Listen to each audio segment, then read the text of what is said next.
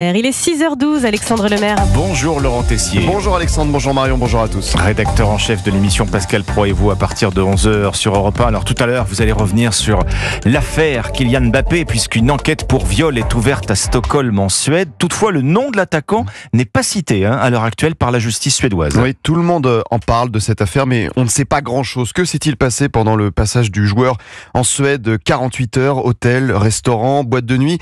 Je suis resté bloqué sur une phrase de l'avocate de Kylian Mbappé, maître Marie-Alix Canu-Bernard. Elle a pris la parole hier soir sur TF1. Il n'est jamais seul. Il n'est jamais exposé à se retrouver dans une situation où il y aurait pour lui une prise de risque. Il n'est jamais seul. Cette phrase peut surprendre. Bon, on y croit, on n'y croit pas.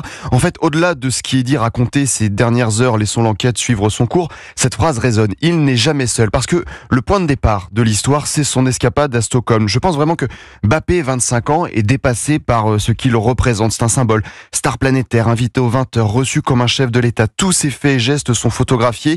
Il a voulu, avec son entourage, se construire très jeune une image de joueur parfait, de bon communicant, limite d'homme politique. Kylian Mbappé est contre les extrêmes, contre les idées qui divisent. Qui prend la parole dans l'affaire Naël, petit ange parti beaucoup trop tôt, et tout ça l'a dépassé. Il a voulu se donner une image de jeune homme bien posé, le 24 mai 2022 aux 20h de TF1.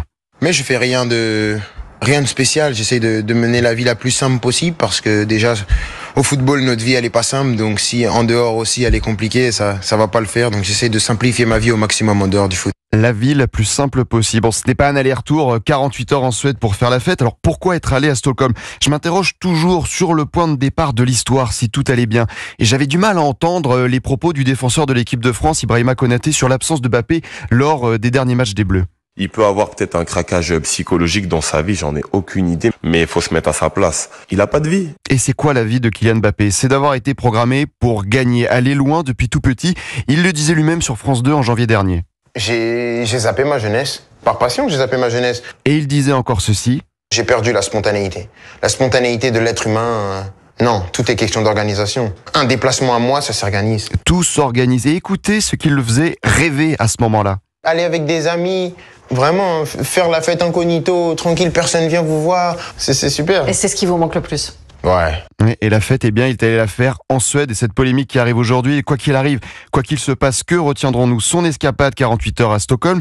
Quoi qu'il arrive, quoi qu'il se passe, tout ce qui se dira sur lui, vrai ou faux, restera. Sur le terrain, je suis critiqué. En dehors, je serai critiqué. Et c'est ma vie qui est comme ça. Quoi qu'il arrive, quoi qu'il se passe, l'histoire d'un jeune homme de 25 ans. Laurent Tessier, merci. Pascal Pro et vous à partir de 11h sur Europe 1.